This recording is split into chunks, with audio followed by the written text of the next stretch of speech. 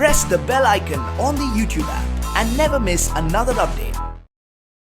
Hi friends, నా పేరు చందు. మీరు చూస్తున్నారు SSD Solid. సో గైస్, ఈ రోజు మనం ఈ వీడియోలో ఏంటంటే అసలు SSD అంటే ఏంటి అండ్ అదేవిధంగా SSDలో ఎన్ని టైప్స్ ఉన్నాయి, సో మనం ఒక PC కొనుక్కుంటే మనకి ఎటువంటి టైప్ ఆఫ్ SSD అనేది మనకి కరెక్ట్గా సెట్ అవుతుంది అనేది మనం ఈ వీడియోలో అయితే మాట్లాడుకుందాం. సో ఈ వీడియో టాపిక్లోకి వెళ్ళే ముందు మీరు మన ఛానల్ కానీ ఫస్ట్ టైం కానీ విజిట్ చేసినట్లయితే కింద రెడ్ కలర్ సబ్స్క్రైబ్ బటన్ ఉంటుంది, దాన్ని క్లిక్ చేసి సబ్స్క్రైబ్ చేసుకోండి. అలాగే పక్కనున్న బెల్ ఐకాన్ క్లిక్ చేసి యాక్టివేట్ చేసుకోండి, ఎందుకంటే నేను ఏ వీడియో పెట్టినా మీకు నోటిఫికేషన్ అయితే వస్తుంది.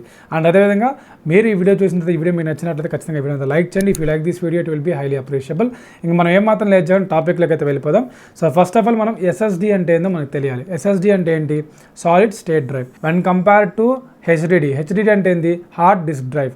సో బేసిక్గా వన్ కంపేర్ టు మనకి హెచ్డితో పోల్చుకుంటే మనకి SSD అనేది పర్ఫార్మెన్స్ స్పీడ్ ఉంటుంది.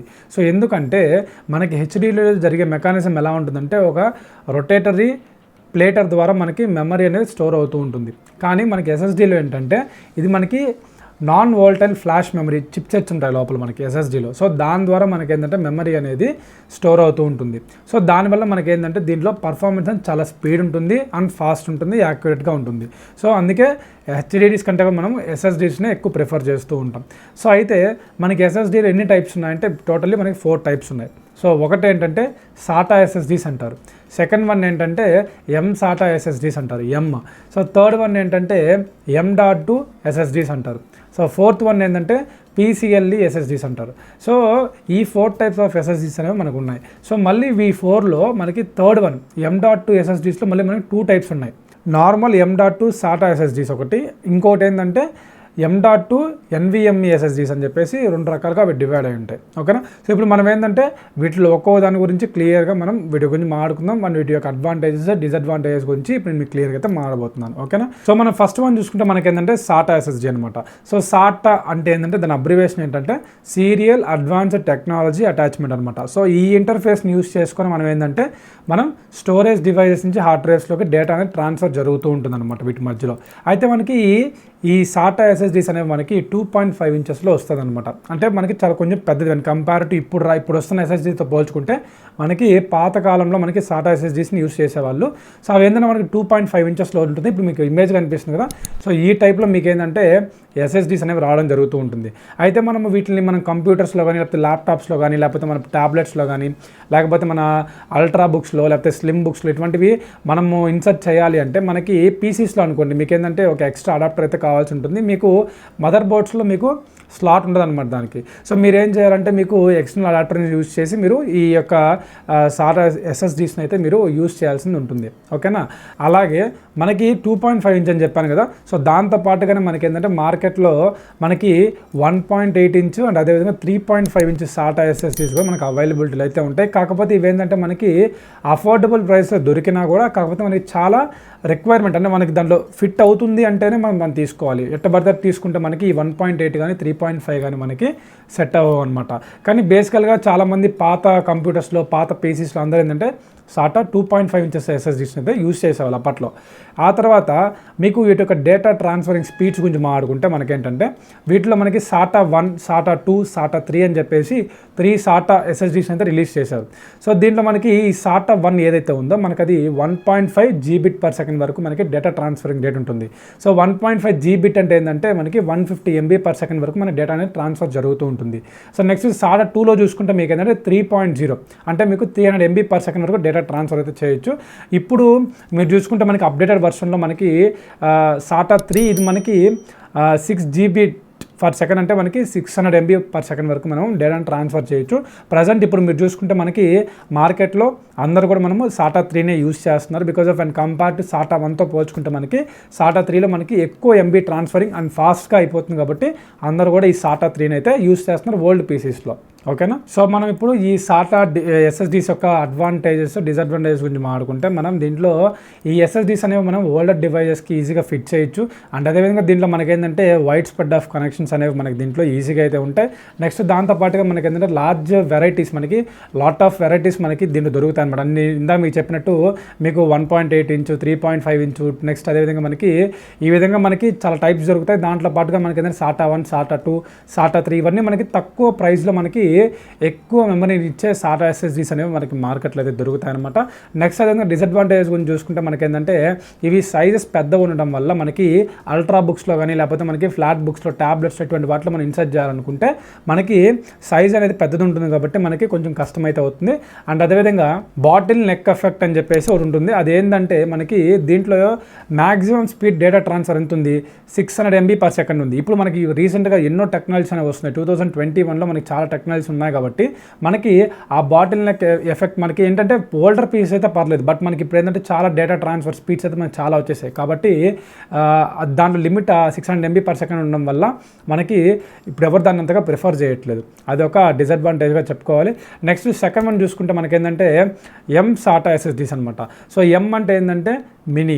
ఇందా మీకు చెప్పినట్టు SATA అంటే సేమ్ అదే రెండు, మీకు ఫస్ట్ వన్ సెకండ్ వన్ రెండు ఒకటే, కాకపోతే మీకు SATA అని చెప్పేసి వచ్చిందనమాట. సో అంటే మినీ. సో ఇందాక నేను ఏదైతే మీకు ప్రాబ్లమ్ని నోటీస్ చేశాను, బికాస్ చెప్పాను కదా మీకు సైజ్ ఎక్కువ ఉంటుంది, 2.5 ఇంచెస్ అలా ఉంటుందని చెప్పాను కదా. సో మనకి ఈ మినీ SATAలో మనకి ఏంటంటే 8 times తక్కువ, అంటే మనకి ప్రీవియస్ దాంతో పోల్చుకుంటే మనకి దీంట్లో ఏంటంటే 8 times తక్కువ ఉంటుందన్నమాట ఈ మినీ SATA అనేది. ఇప్పుడు మీరు ఇమేజ్లో చూస్తున్నారా, ఇదే మనకి మినీ SATA అనమాట.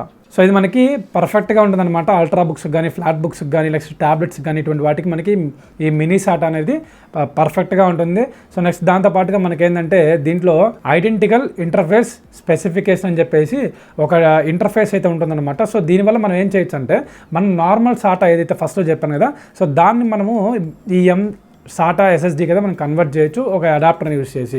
సో దానివల్ల మనకు బెనిఫిట్ ఏంటంటే మీకు అది కానీ ఫిట్ అవ్వకపోతే మీరు అప్డేట్ అవ్వచ్చు అనమాట దీంట్లోకి ఈజీగా.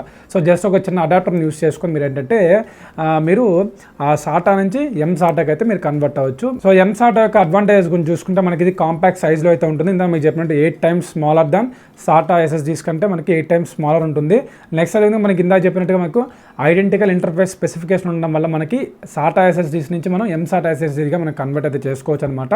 నెక్స్ట్ థర్డ్ పాయింట్ చూసుకుంటే మనకి ఏంటంటే దీంట్లో సేమ్ డేటా ట్రాన్స్ఫర్ స్పీడ్స్ అయితే ఉంటాయి. వెన్ మీకు SATAలో ఎలాగైతే ఉంటుందో దీంట్లో మనకి అదే డేటా ట్రాన్స్ఫర్ స్పీడ్స్ ఉంటాయి, కాకపోతే మనకి ఇది సైజ్ అనేది తక్కువ అనమాట.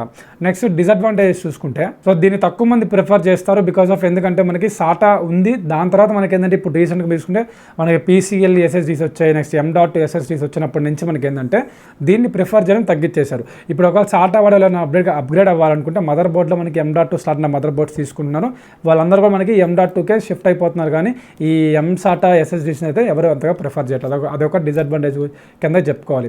సో నెక్స్ట్ వన్ మనం చూసుకుంటే మనకి ఏంటంటే M.2 SSDs అనమాట. సో ఈ బేసికలీ 2 types ఆఫ్ SSDs అనమాట. దీనిలో 2 types ఉంటాయి. ఒకటోసారి మనకి ఏంటంటే M.2 SATA SSDs, నెక్స్ట్ అదేవిధంగా మనకి M.2 NVMe SSDs అని చెప్పేసి 2 ఉంటాయి. సో బేసికలీ ఈ రెండిట్లో ఐడెంటిఫై చేయడం వల్ల వీటిలోనే ఎక్కువ కన్ఫ్యూజన్ అయితే మనకు వస్తూ ఉంటుంది. సో ఏది కొనుక్కోవాలో అర్థం కాదనమాట. సో మీకు సింపుల్గా చెప్తాను, మీకు M.2 SATA SSDsలో మీకు ఏంటంటే 3 heads ఉంటాయి, 2 cuts ఉంటాయి. ఇప్పుడు మీకు ఇమేజ్ కనిపిస్తుంది కదా, సో ఈ విధంగా మీకు ఏంటంటే 3 heads ఉంటాయి, 2 cuts ఉంటాయి. అది దాన్ని మీరు ఏమంటారంటే మీరు M.2 మీకు SATA SSD అనమాట. మీకు M.2 NVMe SSD అంటే ఏంటంటే మీకు దాంట్లో 2 heads ఉంటాయి, సింగిల్ కట్ ఉంటుంది. సో అలా ఉంటే మీకు ఏంటంటే M.2 ఇది మనకి NVMe SSDs అనమాట.